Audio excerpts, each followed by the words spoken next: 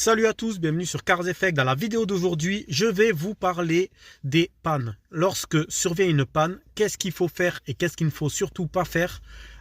Du coup, on va parler du moment où le véhicule tombe en panne et le moment d'après, comment gérer sa panne et comment se mettre également en sécurité et mettre en sécurité également les autres automobilistes qui sont sur la route. Je vous explique tout ça, c'est parti. Alors, dans un premier temps, lorsque vous allez rouler, si votre véhicule a un souci mécanique, souvent vous allez avoir un voyant moteur qui s'allume. Si vous avez un peu de chance, ce voyant va s'allumer en orange et du coup vous allez peut-être subir une perte de puissance, mais le véhicule peut continuer à rouler. Si vous avez moins de chance, par moment vous pouvez rouler et d'un coup tout s'allume, les voyants s'allument en rouge et la voiture s'arrête. Si la voiture s'arrête pendant que vous êtes en train de rouler, alors le réflexe qu'on peut avoir, ça va être de freiner pour se mettre en sécurité et arrêter le véhicule.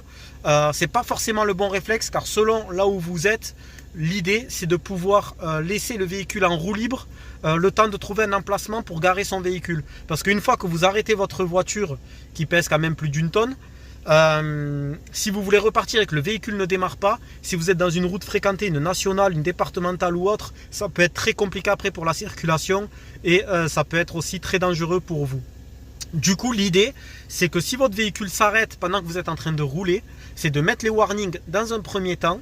Donc, on appuie sur le bouton warning, on ne panique pas, on essaye de rester calme. Bon, après, bien sûr, c'est facile à dire, mais dans le cas contraire, voilà, on essaye de gérer au maximum la panne. Donc, on va mettre les warnings, on laisse le véhicule en roue libre, on essaye d'observer là où on peut s'arrêter, où c'est dégagé. On laisse le contact, on n'éteint pas la clé, bien sûr, sinon ça peut vous bloquer le volant et là, c'est très très dangereux. On laisse le contact, on reste embrayé également et en fait, on va essayer de trouver une zone de dégagement ou un espace où arrêter son véhicule pour ne pas gêner la circulation et se mettre en sécurité.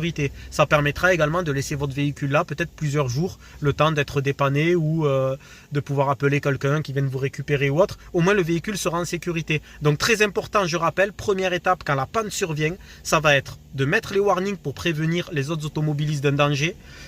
Laisser le contact allumé, ne rien toucher, rester embrayé sur votre véhicule. Parce que du coup, si c'est éteint et que vous lâchez l'embrayage, en fait, eh bien, le véhicule va caler. Et puis, c'est pas bon non plus pour la boîte. Ça peut mettre un vilain à coup si vous êtes en 5e ou 4e. Donc, du coup, l'idée, c'est de rester embrayé tant que le véhicule n'est pas arrêté. Et en fait, vous allez continuer à guider votre véhicule tranquillement, le temps de trouver une zone de dégagement. Ouf, ça y est, mon véhicule est à l'arrêt, immobilisé dans un endroit sécurisé. Ce que je dois faire, c'est mettre mon gilet jaune. Je rappelle que ce gilet est obligatoire. Du coup, vous devez l'avoir à portée de main. Donc, mettre son gilet pour être vu par les autres automobilistes. Aller mettre le triangle de sécurité à l'arrière de son véhicule. Alors après, je ne sais plus, vous allez me vanner au niveau du contrôle du code de la route, je ne sais plus ce qui est dit par rapport à ça. Il me semble que c'est 3 ou 4 mètres, je ne sais plus, peut-être 10 mètres même, je ne sais plus. En tout cas, il faut mettre son triangle pour prévenir les automobilistes d'un danger.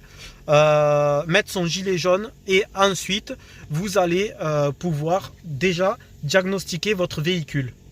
Donc la phase 3 au niveau du diagnostic, ça va être déjà voir si votre véhicule redémarre. On remet bien sûr le véhicule au point mort. On éteint son véhicule du coup avec le frein à main. On va essayer de démarrer normalement et voir si le véhicule démarre ou pas. S'il ne démarre pas, ça ne sert à rien d'insister.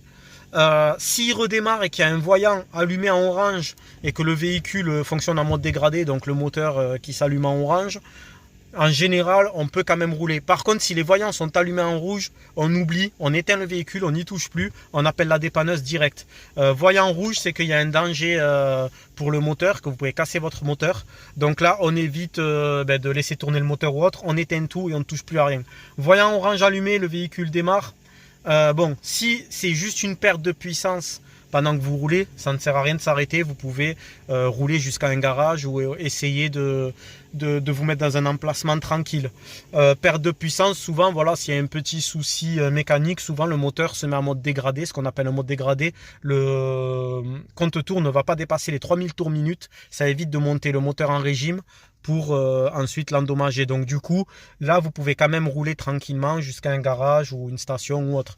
Par contre, si ça s'allume en rouge, souvent, il vaut mieux s'arrêter et vite dégager. Si le véhicule s'arrête, lui, subitement pendant que vous roulez, ça, c'est le plus dangereux et le plus compliqué à gérer. Ça va être le réflexe, en fait, de laisser la vitesse, rester embrayé et du coup pouvoir garer votre véhicule en toute sécurité en laissant le contact pour ne pas se bloquer la direction, je rappelle, très important.